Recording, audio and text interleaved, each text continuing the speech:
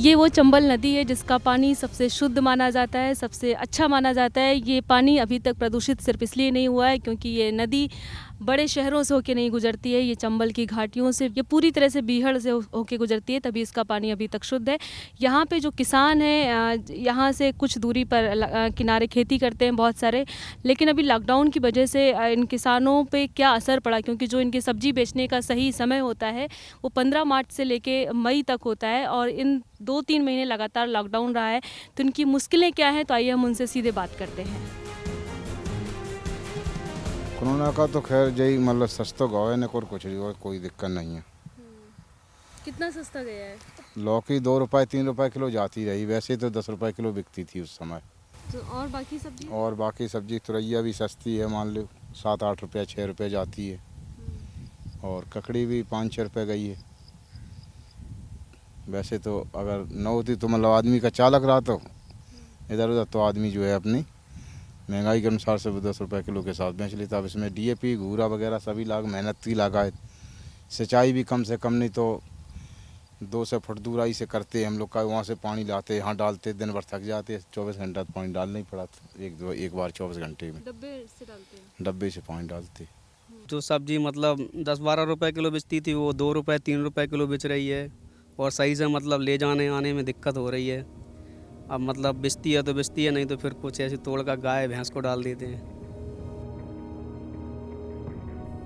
Lockdown में इसका काफ़ी असर पड़ा, सब्जियां बाहर ले जा नहीं पाए, यही मार्केट में लोकल बेचनी पड़ी। गांव में ज़्यादातर लोगों ने बेची। वैसे कहाँ ले जाते थे? वैसे बाज़ार में ले जाते थे, हनुमंतपुरा चौराहा एक बाज़ार है, यहाँ पे चक्कर नगर है, और इसमें मेहनत काफ़ी है, सुबह शाम सिंचाई करनी पड़ती है। घर से घूरा वगैरह लेके आते हैं, गड्ढे खोदते हैं गहरे गहरे बड़े बड़े, काफ़ी कीटनाशक दवाएं भी डालते हैं। ये हम लोग शुरुआत करते हैं वो नवंबर दिसंबर से गड्ढा खोदना चालू करते हैं। गड्ढा खोद के इसमें घूरा और मिट्टी डाल के भरते हैं। उसके बाद जनवरी में जाके इसको बोते हैं, तब मार्च में 15 मार्च या 20 मार्च से ये शुरू होती है। जब बेचने का इंसान टाइम आया, थोड़ा खाने पीने के लिए होता है, तो लॉकडाउन हो गया, उसकी वजह से सारी सब्जी एकदम व्यस्त गई, मतलब लागत भी नहीं निकली इसमें। हर साल वही 15-20-30 हज़ार का बस। हाँ, इस बार क्या वही 8-10 हज़ार रुपये का बेचा होगा बस।